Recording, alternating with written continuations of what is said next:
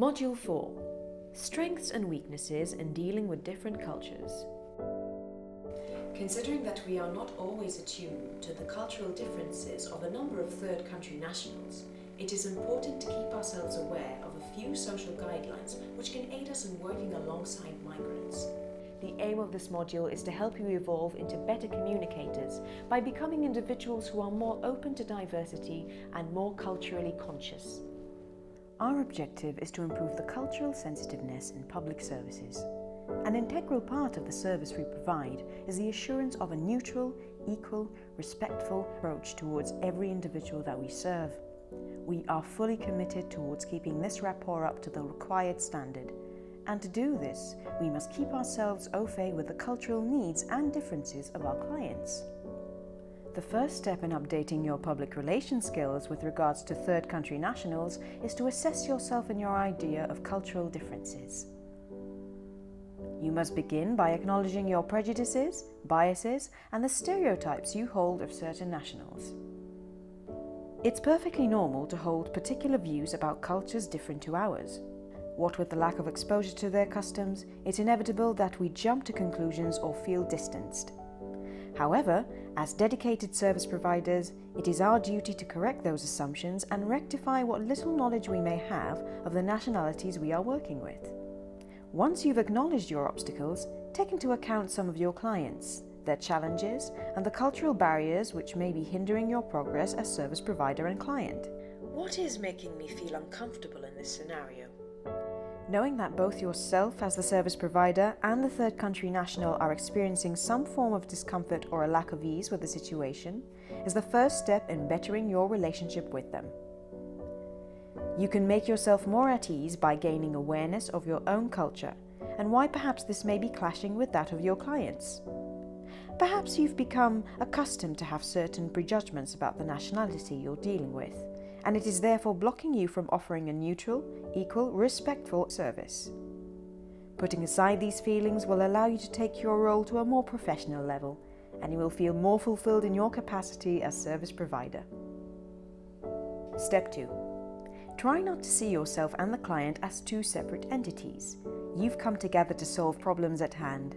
His or her settlement or the overcoming of his or her obstacles are your common goal.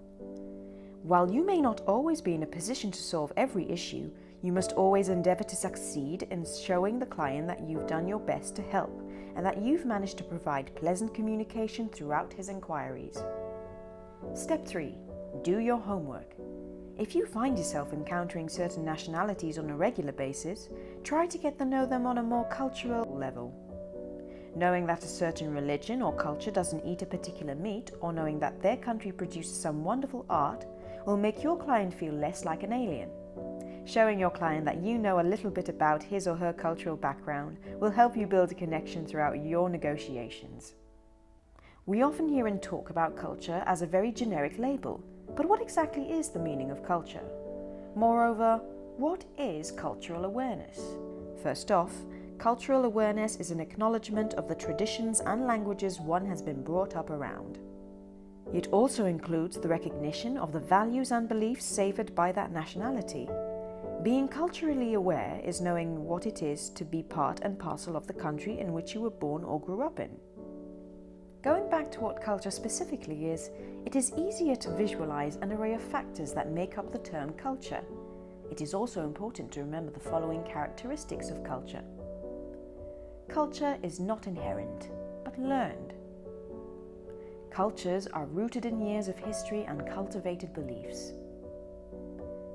Culture is the basis of self-identity and community. Culture is ultimately dynamic. By remembering these facts, evolving into culturally aware service providers will be a much smoother journey. A person's cultural identity has two layers. There is the surface layer that outsiders can interpret. This includes one's dress, language, food preferences, and patterns of behaviour. Underneath all this, there lies so much more to the social psyche of the individual. His or her view of gender roles, his or her beliefs, and emotional patterns. We must also consider that this person might wish to escape certain values of the country of origin's culture, which can be part of the reason the person has travelled to the host country.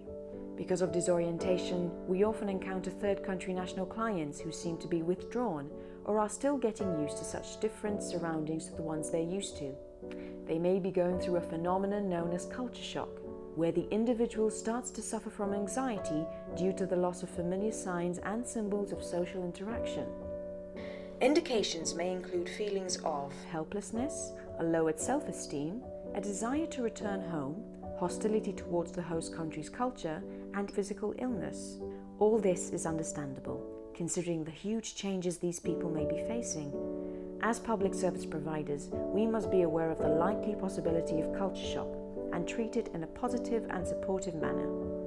This will not only simplify the problem-solving process, but it will also be a kind gesture towards the person, and it just might help heal their anxiety. One of the greatest satisfactions we can get from life is by being responsible for making a person's day run smoother just by doing our job well. Offering cooperation and assistance to a displaced individual is what we should endeavour to do best, not just for the sake of our professionalism, but also for the dignity of the human beings we are working alongside. This project is part financed by the European Union, European Fund for the Integration of Third Country Nationals.